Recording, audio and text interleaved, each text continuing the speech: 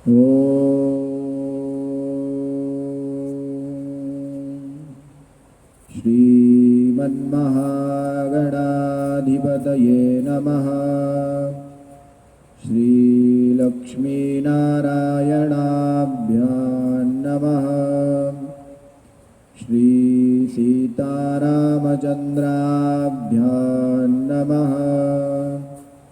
तद्विष्णोः परमं पदं सदा पश्यन्ति सूरयः दिवीव चक्षुरा ततम् आपदामपहर्तारं दातारं सर्वसम्पदां लोकाभिरामं श्रीरामं भूयो भूयो नमाम्यहम्।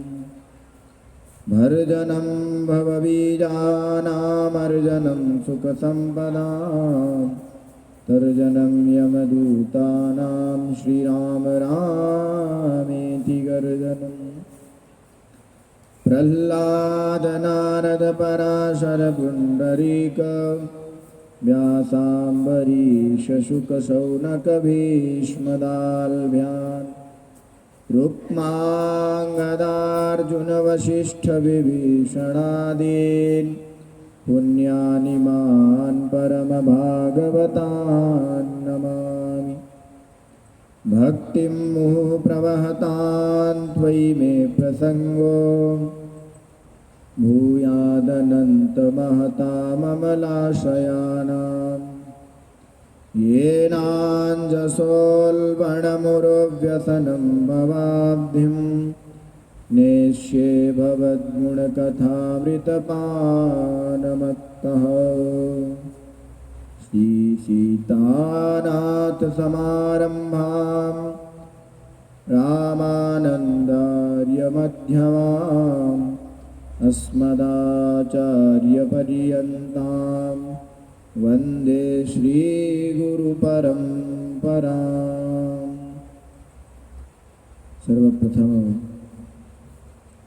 अखिल कोटि ब्रह्मांड नायक जगन्यंता जगदाधार अकारण करुणावरुणालय भक्तवांछा कल्पतरु हम सभी के हृदयस्थ विराजमान इस संसार के कण कण में विराजमान उस परम पिता परमात्मा परम सत्ता को नमन करते हैं। श्री सद्गुरुदेव भगवान के चरणों में बारंबार प्रणाम करते हैं। समुपस्थित गुरु जी के चरणों में कोटिशाह नमन। आप सभी धर्म प्रशिक्षु भ्राता अनुजों का अग्रजों का बारंबार स्वागत अभिनंदन। आइए हम सभी श्रीमद् भागवत कथा के इस सत्र में आगे बढ़ेंगे। उससे पूर्व भगवान नाम संकीर्तन करते हुए अपने को कृतार्थ करेंगे। श्री राम जय जय राम। श्री राम जय जय राम। श्री राम जय जय राम। श्री राम जय जय राम।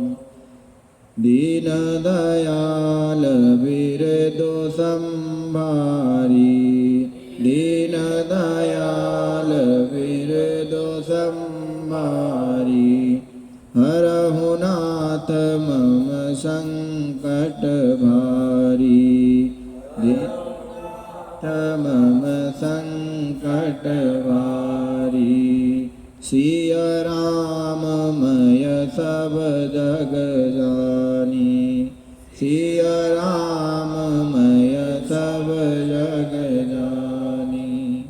करऊं प्रणाम जोरी जुग पानी। करऊं प्रणाम जोरी जुग पानी।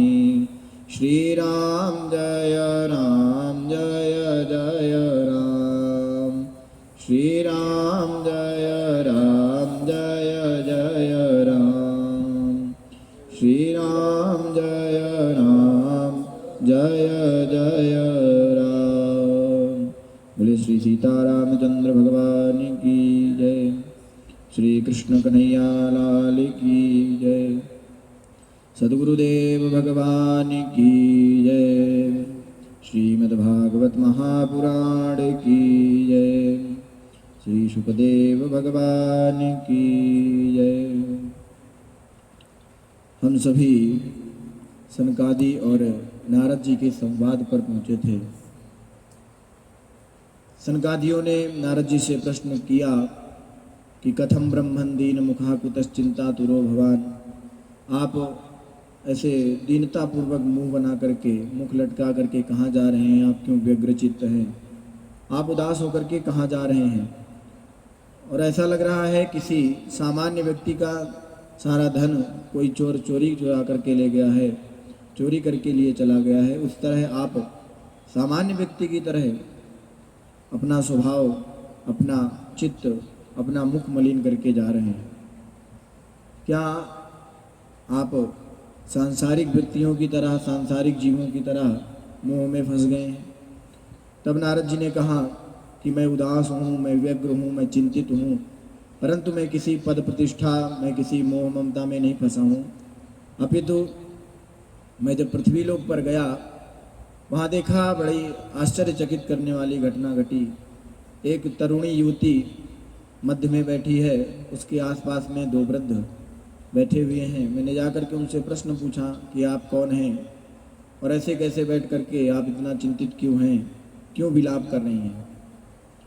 तब नारद जी से भक्ति मैया ने बताया, अहम भक्तिरिति ख्याता इमौ मे तनयौ मतौ ज्ञान वैराग्य नामानौ काल योगेन जर्जरौ। मैं भक्ति हूँ और ये मेरे दोनों पुत्र हैं, ज्ञान और वैराग्य इनका नाम है, परंतु इस कलयुग रूपी दावानल ने मेरे इन दोनों पुत्रों को झुलसा दिया है, इनकी शक्ति को समाप्त कर दिया है। मैं दक्षिण में उत्पन्न हुई, कर्नाटक में मेरा विकास हुआ, धीरे धीरे महाराष्ट्र की ओर जब मैं बढ़ी, तब भक्ति को तुष्ट पुष्ट करने में कई सारे लोग आगे बढ़े। परंतु जैसे मैं गुजरात में प्रवेश की, अर्थात हम गुजरात में देखते हैं जब तक नरसिंह मेहता जी का जन्म नहीं हुआ था, उससे पूर्व जितने लोग थे, गुजरात में ज़्यादातर लोग व्यापारी रहते हैं, वैश्य लोग रहते हैं, और वो व्यापार पर ज़्यादा ध्यान देते थे, अभी भी ध्यान देते हैं। परंतु जब से नरसिंह मेहता जी का जो जन्म हुआ, तब से वो जो पाखंडियों का बोलबाला था, उन्होंने उसको समाप्त किया और भक्ति की स्थापना की। इससे पहले भक्ति का प्रादुर्भाव जब हुआ तो भक्ति वहाँ पर नहीं चल पाई, अर्थात भक्ति भी जीर्णता को प्राप्त हो गई। भक्ति ने सोचा चलो वृंदावन चलती हूँ, वहाँ पर तो अभी कुछ दिन पहले ही भगवान श्री कृष्ण का सुधाम गमन हुआ है, वहाँ तो शांति होगी, वहाँ भक्ति भी होगी, ज्ञान भी होगा, वैराग्य भी होगा। जब भक्ति वहाँ पर पहुँची तो भक्ति तो नवीन रूप में आ गई, परंतु ज्ञान और वैराग्य ये दोनों वहीं पर पड़े हुए हैं। इनकी जो जरा है, इनका जो रोग है, वह नहीं जा रहा है। यहाँ पर जब नारद जी पहुँचते हैं, तब नारद जी को ये लगा कि मुझे इसका प्रयत्न करना चाहिए जिससे जो ज्ञान वैराग्य हैं हृष्ट पुष्ट हों, और फिर भक्ति के साथ में ज्ञान वैराग्य, इन तीनों का विकास हो। ज्ञान वैराग्य के लिए माता भक्ति ने उनसे प्रार्थना की कि हे भगवान, हे ब्रह्मन, आप कोई ऐसा प्रयत्न करिए जिससे ये जो ज्ञान वैराग्य हैं, मेरे बेटे हैं, ये पुष्ट हो जाएं और लोगों का कल्याण होता रहे। वह ज्ञान आ जाए जो ब्रह्म विषयक ज्ञान है, और फिर इस संसार से वैराग्य हो जाए और अपने कर्म को करते हुए फिर भगवत प्राप्ति कर लें। नारद जी ने कहा कि हे भक्ति महारानी, आप तो भगवान की प्राण से भी अधिक, प्राणों से भी प्यारी हैं, और आप जिसके हृदय में विराजमान हो जाती हैं तो फिर भगवान चाहे शबरी हों, चाहे विदुर हों, सबके घर में जाते हैं। वो शबरी के जूठे वेर भी खाते हैं, वो विदुरानी के केलों के छिलकों का भी भोग लगाते हैं। तो जब भक्ति हमारी पुष्ट होती है तो भगवान आते ही हैं, और भगवान भक्ति के प्रेम की डोर में बंध करके फिर भक्तों के वश में हो जाते हैं। नारद जी ने कहा कि आप वृंदावन में तो नवीन स्वरूप को प्राप्त हो गई हैं, परंतु मैं प्रयास करूंगा कि आपका विस्तार हो और मैं तस्मिंस्त्वाम स्थापयिष्यामि गेहे गेहे जने जने। मैं आपकी स्थापना घर में ही नहीं, प्रत्येक घर की बजाय मैं प्रत्येक लोगों के हृदय में, प्रत्येक जनों के हृदय में आपकी स्थापना करूंगा।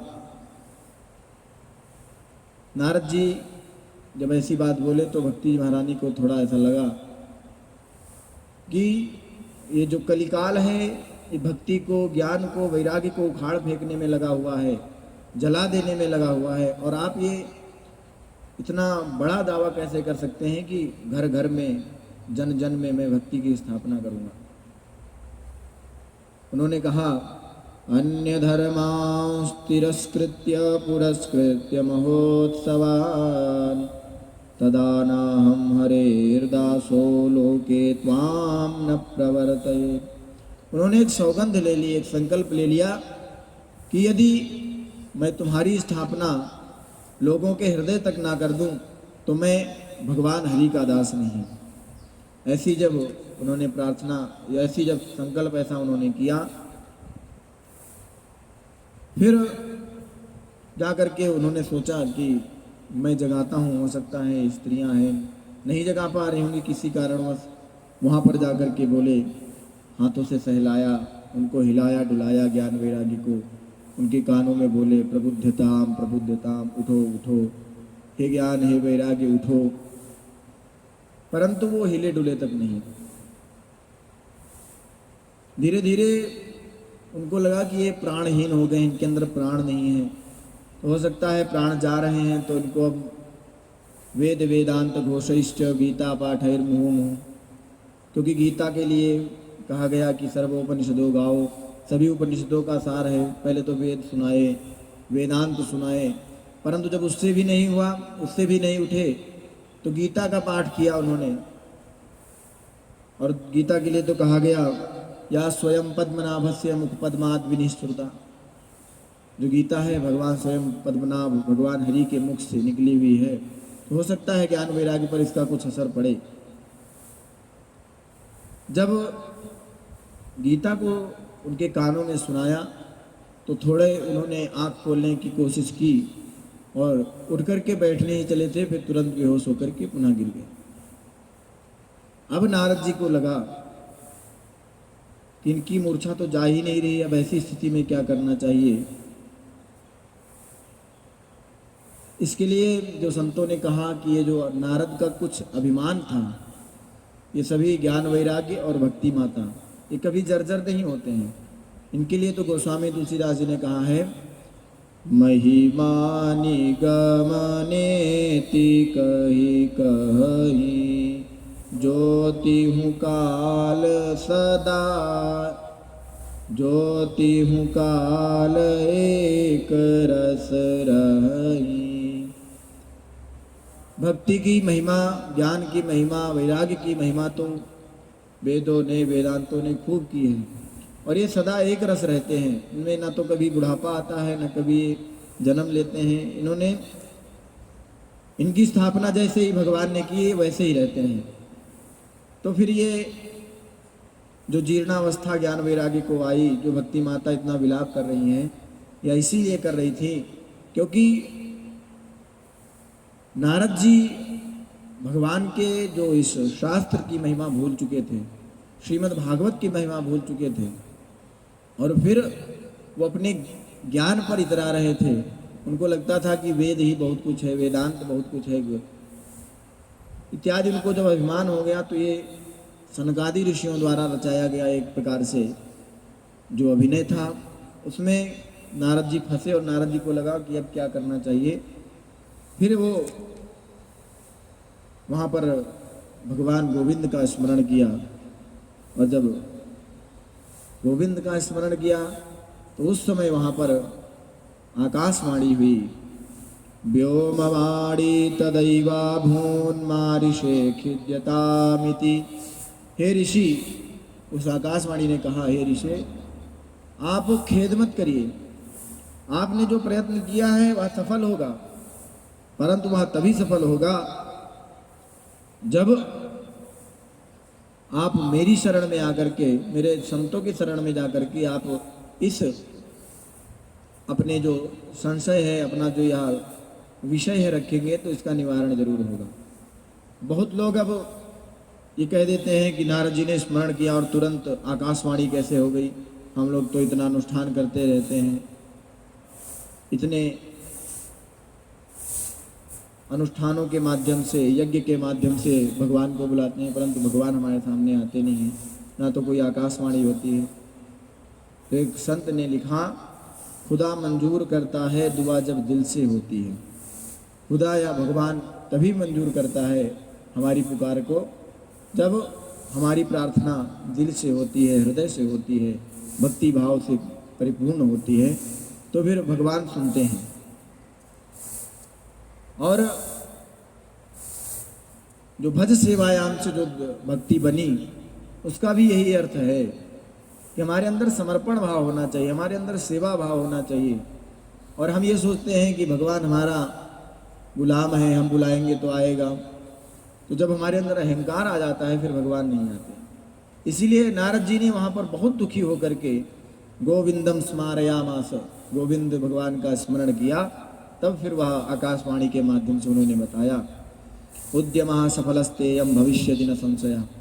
ये जो आपने उद्यम किया है ये सफल होगा, परंतु सफल तभी होगा जब आप संतों के पास जाएंगे, क्योंकि सज्जनों के द्वारा, साधुओं के द्वारा, महर्षियों के द्वारा बताया हुआ जो मार्ग है वो अवश्य ही ज्ञान वैराग्य को पुष्ट करता है, हमारी भक्ति को पुष्ट करता है। जब हम उनसे, उनके प्रवचनों को सुनते हैं, उनके अमृतमय वचनों को सुनते हैं, तो हमारा ज्ञान भी बढ़ता है। और जब हमारे अंदर ज्ञान आ जाता है तो फिर हम अपनी बुद्धि का प्रयोग नहीं करते हैं, और वह ज्ञान पारमार्थिक ज्ञान हो। क्योंकि जब हम पुस्तकीय ज्ञान लेकर के बैठते हैं तो फिर हम अपनी बुद्धि का प्रयोग बहुत करते हैं, और हम जब बुद्धि का प्रयोग करते हैं तो हमारे अंदर भी भक्ति भाव नहीं जगता है। इसीलिए जब हम संतों का, और कैसे संतों का, जिनके लिए भगवान कपिल देव जी ने जब सांख्य उपदेश देना चाहा तो उससे पहले उन्होंने कहा अपनी माता से कि आप ऐसे संतों के शरण में जाइए, तितिक्षवः कारुणिकाः सुहृदः सर्वदेहिनां अजात शत्रवः शान्ताः साधवः साधुभूषणाः। ऐसे संत होते हैं पर दुख द्रमयी, जब वो दूसरे को दुख को देखते हैं तो उनके अंदर उस दुख को दूर करने के लिए, उस कष्ट को मिटाने के लिए, अंदर से परोपकार करने के लिए भावना जगती है। जो तितिक्षु होते हैं, कारुणिक होते हैं, सभी लोगों में, सभी प्राणधारियों में, सभी जीवों में वह केवल उस परमपिता परमात्मा का दर्शन करते हैं। ऐसे जो साधु हैं, साधुओं के आभूषण हैं, जो साधुओं में अग्रगण्य हैं, उनके पास आप जाइए, आपको अवश्य इसका निजात मिलेगा। और जब ऐसी अपनी चिंता नारद जी ने सनकादि ऋषियों से रखी, तब सनकादि ऋषियों को लगा कि मुझे इस चिंता का निवारण करना चाहिए हम लोगों को, क्योंकि नारद जी की चिंता जो है, नारद जी का जो चिंतन है, नारद जी का जो यह, नारद जी की उदासी है, यह व्यर्थ नहीं हो सकती। वहाँ पर सनकादि ऋषियों ने नारद जी की बड़ाई की। अहो नारद धन्योसी विरक्तानां शिरोमणिः सदा श्री कृष्णदासानां अग्रणिर्योग भास्करः। हे नारद, आप धन्य हो, आप विरक्तों में अग्रगण्य हो, आप जितने भी विरक्त हैं उनके शिरोमणि हैं, आप तो योग के, वेद वेदांतों के भास्कर हैं, सूर्य के समान हैं। और निश्चित ही आपने जो भक्ति के लिए यह उद्यम किया है, यह आपका सफल होगा। उन्होंने कहा कि आप एक ज्ञान यज्ञ करिए। सनकादि ऋषियों ने कहा नारद जी से, जब आप ज्ञान यज्ञ करेंगे, कई प्रकार के यज्ञ होते हैं, द्रव्य यज्ञ, योग यज्ञ, जप यज्ञ, तो जब आप ज्ञान यज्ञ करेंगे श्रीमद् भागवत का, जो आपने व्यास जी को दिया था। जब व्यास जी व्यग्र चित्त बैठे हुए थे, 17 पुराण उन्होंने लिख दिया और वेद वेदांतों का भी उन्होंने बहुत तरीके से अध्ययन करके उसको लोगों के लिए प्रस्तुत कर दिया, परंतु व्यग्र चित्त बैठे हुए थे। तब आप जब जाकर के श्रीमद् भागवत का आपने उपदेश दिया, तब नारद जी ने उस चतुश्लोकी भागवत का उपदेश दे करके व्यास जी का असंतोष दूर किया। तो आपने तो श्रीमद् भागवत का जो उपदेश दिया, और आप इतने बड़े उपदेशक हैं, आप इतने बड़े उपदेष्टा हैं, इसलिए आप श्रीमद् भागवत का श्रवण करिए, ज्ञान यज्ञ करिए। अब यहाँ पर नारद जी को पुनः संदेह हो गया। उन्होंने कहा कि श्रीमद् भागवत तो उपनिषदों का, वेद वेदांतों का सार है, और मैंने तो सारे वेद वेदांत तो सुना दिए, सारे पुराण सुना दिए उनको, परंतु जब वो वेद वेदांत से नहीं उठे, गीता पाठ से नहीं उठे, फिर उसके सार से किस प्रकार हो जाएंगे। वहाँ पर सनकादि ऋषियों ने बड़े अच्छे अच्छे उदाहरण दिए, 2-3 उदाहरण दिए। पहला उन्होंने फल का उदाहरण दिया, बोले आपको फल खाना है, चाहे वो आम हो, अमरूद हो, कुछ भी हो, तो आप फल मत खाइए। आप जाकर के जो जड़ है उसकी, उनके जड़ों को लीजिए, बढ़िया पीस करके उसका रस बना करके आप पी लीजिए, क्योंकि फल तो अगर जड़ ही नहीं होगी तो फल कहाँ से आएगा। उस जड़ से ही फल बना है, इसलिए आप फल ना खा करके उनके जड़ का पान कर लीजिए, तो आपको क्या उस फल का स्वाद आएगा। नारद जी ने कहा कैसे आएगा, फल का स्वाद तो अलग ही होता है। दूसरा उन्होंने उदाहरण दिया कि जब दूध होता है, दूध को जमा करके दही बनाया जाता है, दही से फिर मक्खन निकाल करके, मक्खन को गर्म करके घी निकाला जाता है, और उस घी से भांति भांति के पकवान बनते हैं। यहाँ तक कि अगर घी से हम हवन भी करते हैं, यज्ञ भी करते हैं, तो आप ले जा कर के जो दूध से निकला हुआ घी है, तो घी का आप उपयोग मत करिए, आप वही दूध उबालिए, उसी में जो भी आपको पकवान बनाने हैं, पूड़ी तलनी है या कुछ और भी बनाना है, आप बना लीजिए, क्योंकि निकला तो दूध से ही सब कुछ है, घी तो दूध से निकला हुआ है, मुख्य आधार तो दूध ही है। आप ले जा कर के दूध से सब कुछ करिए, यहाँ तक कि आप यज्ञ भी दूध से करिए, ले जा कर के 1-1 लोटा दूध डालते रहिए, आपका यज्ञ होता रहेगा। तब नारद जी ने वहाँ, उनको नारद जी को समझ में आया, यहाँ वेदोपनिषदाम सारात जाता भागवती कथा, यह जो वेद और उपनिषदों का सार है, जिस प्रकार किसी वृक्ष के जड़ से हमको वह संतुष्टि, वह स्वाद नहीं मिलता, अभी तो उसके फल का आने से मिलता है, जिस प्रकार दूध के सार घी से हमको बहुत सारे पकवान प्राप्त होते हैं, हम यज्ञ कर पाते हैं, उसी प्रकार यह श्रीमद् भागवत सभी उपनिषदों का सार है, वेदों का सार है, इसका यज्ञ हमें करना चाहिए। और सबसे बड़ा उन्होंने उदाहरण दिया है गन्ने का। उन्होंने कहा कि आप छेना या कुछ भी बनाते हैं, आप दूध को फाड़ करके ले जाइए, और उसका जो बचा हुआ जो गोल गोल आपने बनाया, उसको ले जा करके आप एक गन्ने से बांध दीजिए, 2-3 महीने, 4 महीने, साल भर बांधे रखिए, वो मीठा हो जाएगा, क्योंकि गन्ने से ही मीठा निकलता है, गन्ने से ही चीनी बनती है। तो क्या मीठा हो जाएगा? उन्होंने कहा नहीं होगा। जब गन्ने के रस को निकाला जाता है मशीन में, उसको छाना जाता है, इसके बाद मशीनों में जाता है, फिर उसकी प्रक्रिया होती है, फिर चीनी बन करके आती है, फिर वो मीठी होती है। उसी प्रकार यह जो श्रीमद् भागवत है, वह वेदों का निचोड़ा हुआ सार है, जिसमें ना तो कोई गुठली है, ना तो कोई छिलका है, या केवल सार भर है। इसको जब आप सुनेंगे, इसको जब अपने अंदर, इस परिष्कृत ग्रंथ को अपने अंदर उतारेंगे, तो फिर आपका कल्याण होगा। और आप तो उसी प्रकार संदेह में पड़े हुए हैं, जिस प्रकार ब्रज में एक कहावत होती है, गोदी में छोरा और शहर में ढिढोरा। एक महापुरुष थे, महापुरुष तो क्या पुरुष थे, सामान्य थे, उनको भांग पीने की बड़ी आदत थी। सुबह सुबह उठते, भांग बढ़िया तोड़ते वो जो वृक्षों से जो लगी होती है बगैया, और फिर ले जा कर के बगीचे में अपना सिलबट्टा और वो रख करके वहीं पर घोंटते उसको और फिर वहीं पर छानते पी जाते। एक दिन अपने बेटे को लेकर के गए, भांग वांग पिया उन्होंने, और फिर उन्होंने सोचा हो सकता है बेटा छोटा है, कभी हाथ से छूट जाए, ध्यान न रहे। उन्होंने अपने कंधे पर अपने बेटे को बैठा लिया। अब भांग ने अपना काम करना शुरू किया। उनको नशा चढ़ा, उनको अपने शरीर की सुध नहीं रही। जाते जाते जहाँ निकलते जो भी मिलता बोले, कभी कहीं मेरा छोरा देखा है तुमने, कहीं मेरा बेटा देखा है।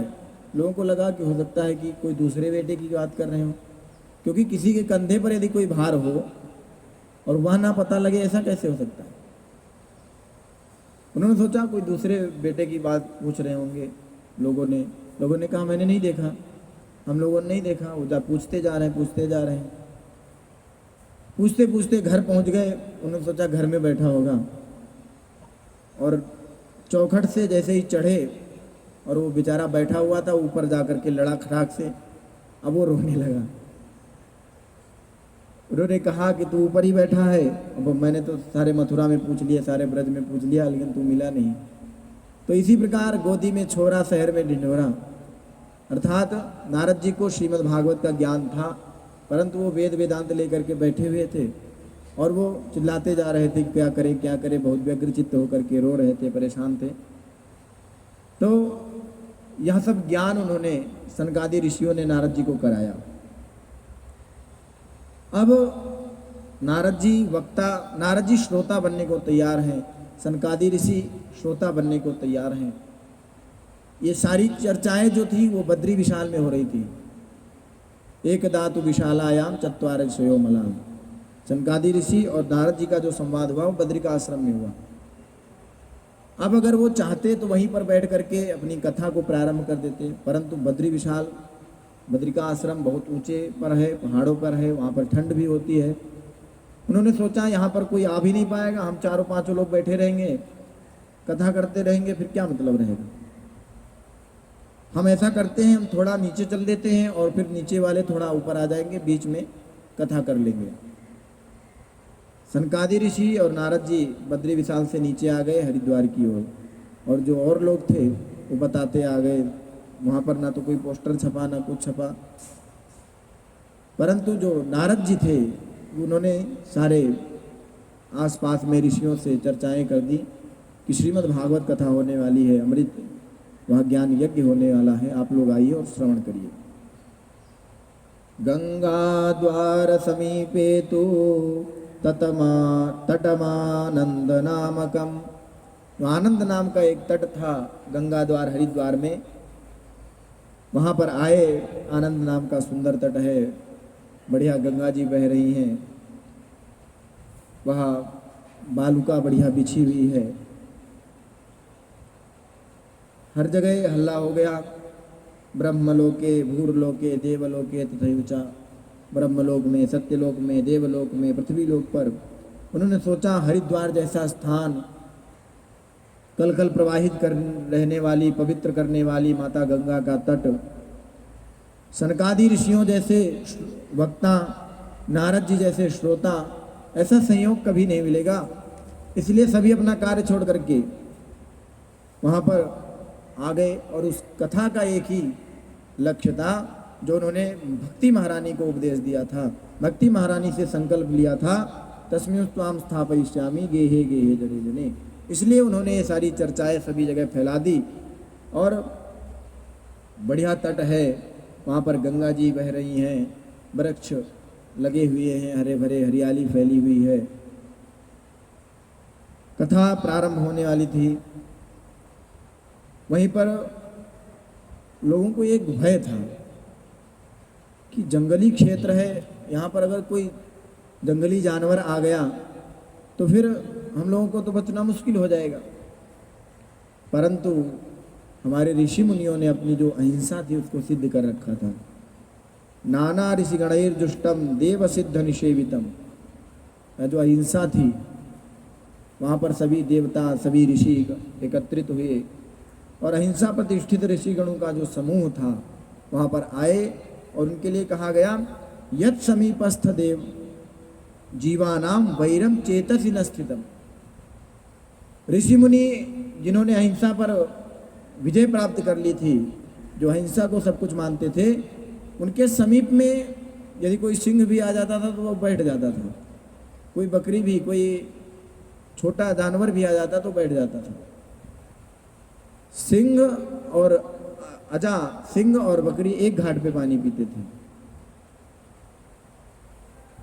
गोस्वामी तुलसीदास जी ने लिखा, सहज बयरु सब जीवन त्यागा, सहज बयरु सब जीवन त्यागा, गिरि पर सकल करहि अनुरागा, गिरि पर सकल करहि अनुरागा, करि के हरि कपि कोल कुरंगा, कपि के हरि कपि कोल कुरंगा, विगत बैर विचरहि सब संगा, विगत बैर विचरहि सब संगा।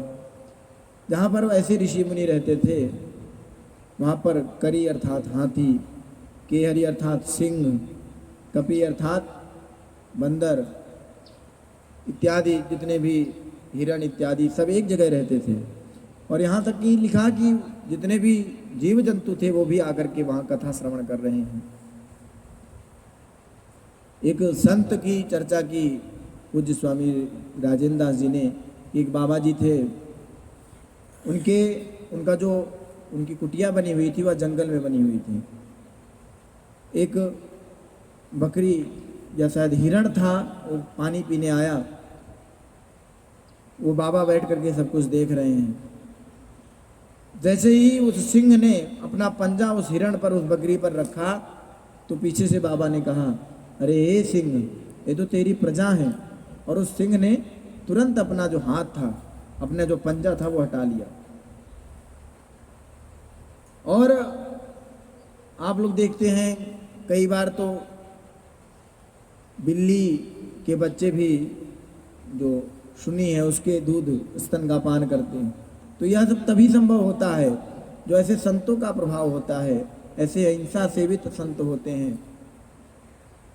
आप देखिए कोई संत या हम लोग अगर नॉर्मल सामान्यतया किसी जानवर से अगर ऐसे बात करें या उसको हम अगर परेशान करें तो फिर हमको वो परेशान ही करता है। परंतु जो संत थे, जो ऋषि मुनि थे, वो किसी को परेशान नहीं करते थे।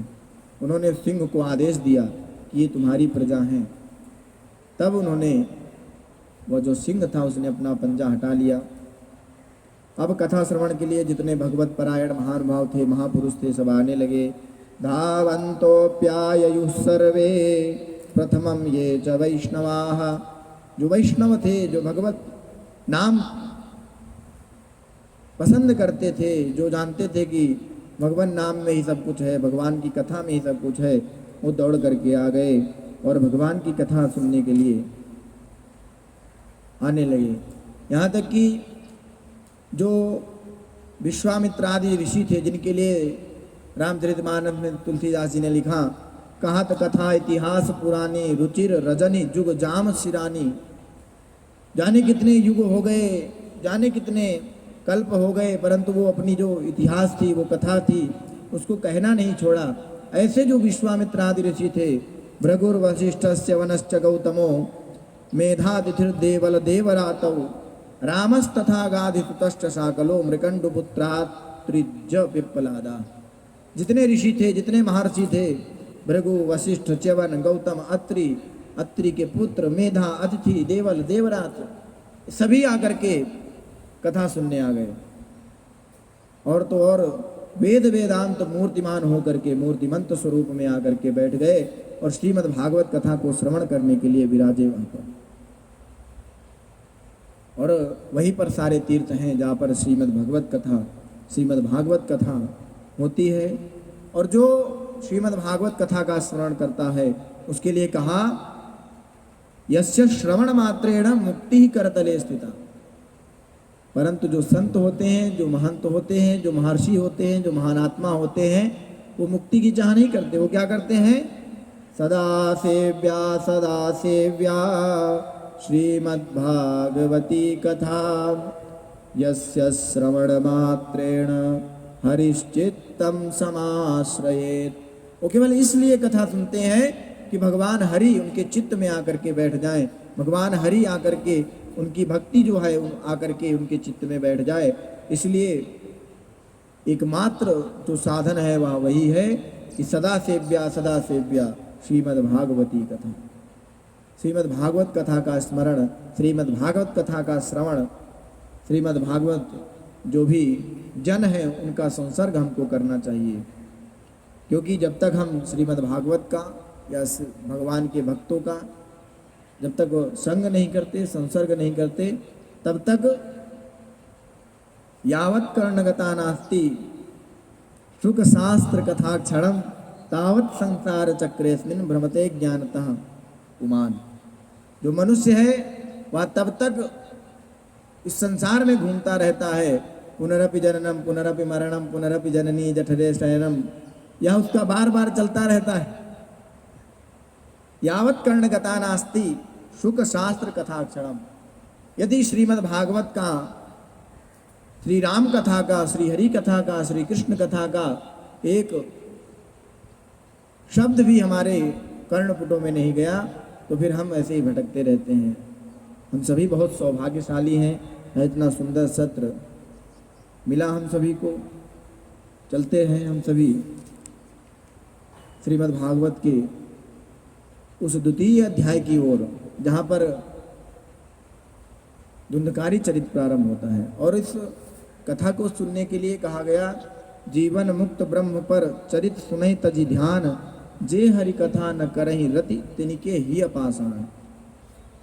जो भगवान के कथा में, भगवान के चरणारविंदों में रति नहीं करते, अनुराग नहीं करते, वो पाषाण युक्त हृदय होते हैं।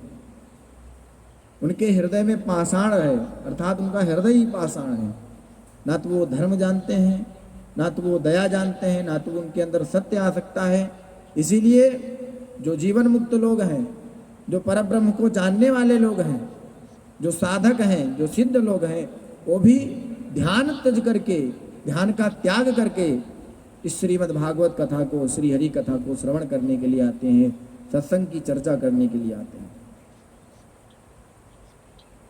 श्रीमद् भागवत कथा शुरू ही हुई थी कि वहाँ पर श्री भक्ति महारानी का नाचते गाते हुए प्रादुर्भाव हुआ। ज्ञान वैराग्य हृष्ट पुष्ट होकर के वहाँ पर आए।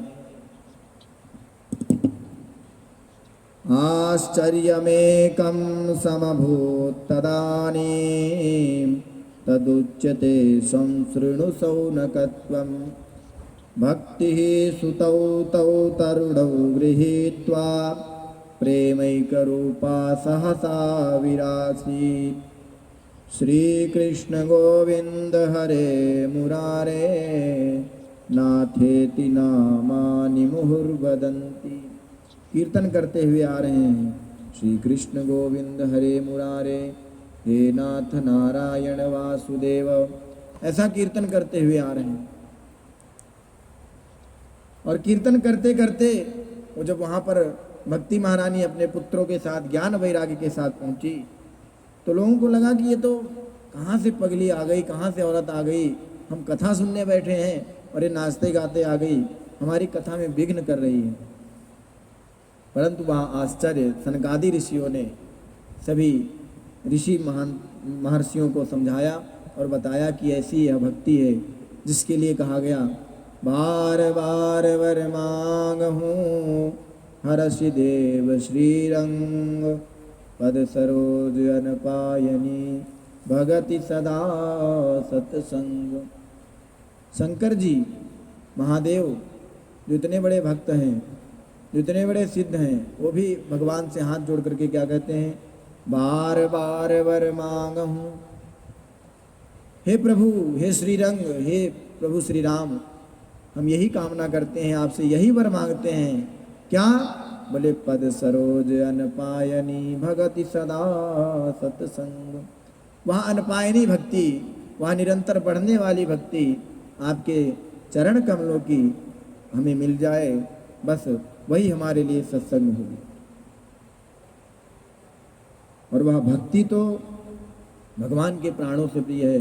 जब सबको पता लगा तो भक्ति से वो क्षमा मांगने लगे कि आप हमें क्षमा करें और आप हमारे हृदय में आए और हृदय में आकर के उन प्रभु का स्मरण करने के लिए हमें विवश करिए। अब भक्ति महारानी ने पूछा कि हम बैठे कहाँ?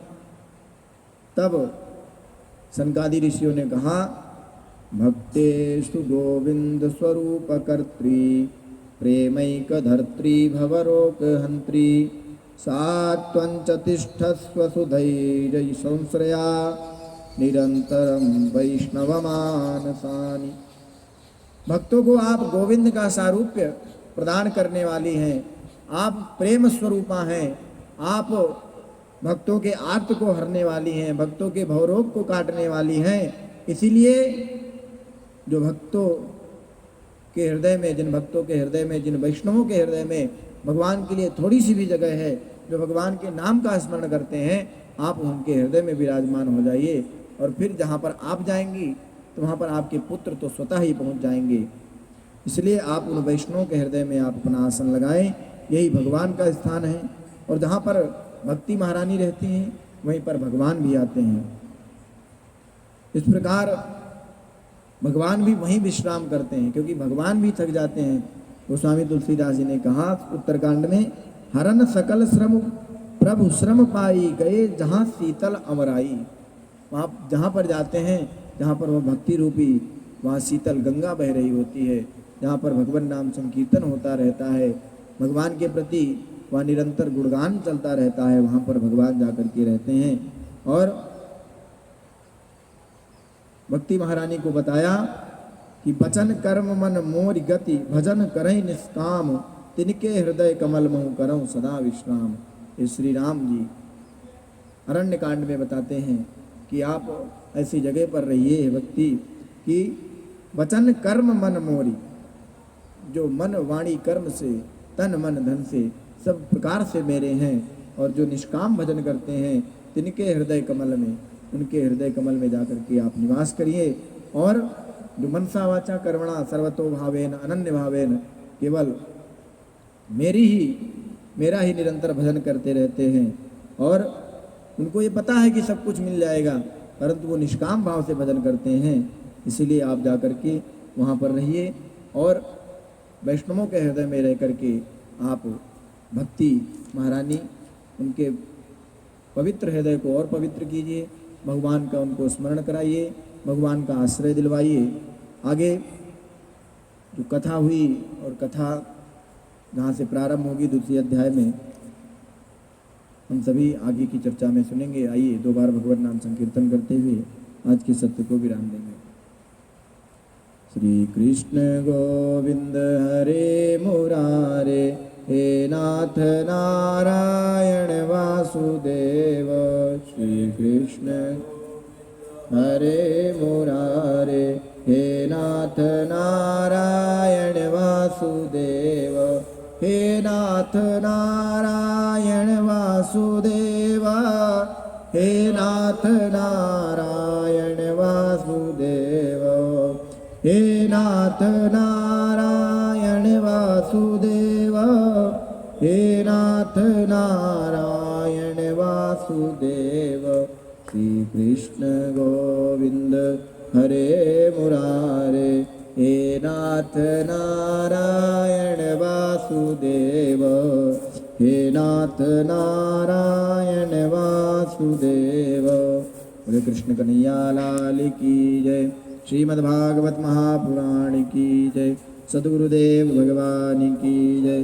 अपने अपने माता पिता की जय। सुखदेव भगवान की जय। परम पूज्य व्यास जी महाराज की जय। जय जय श्री राधे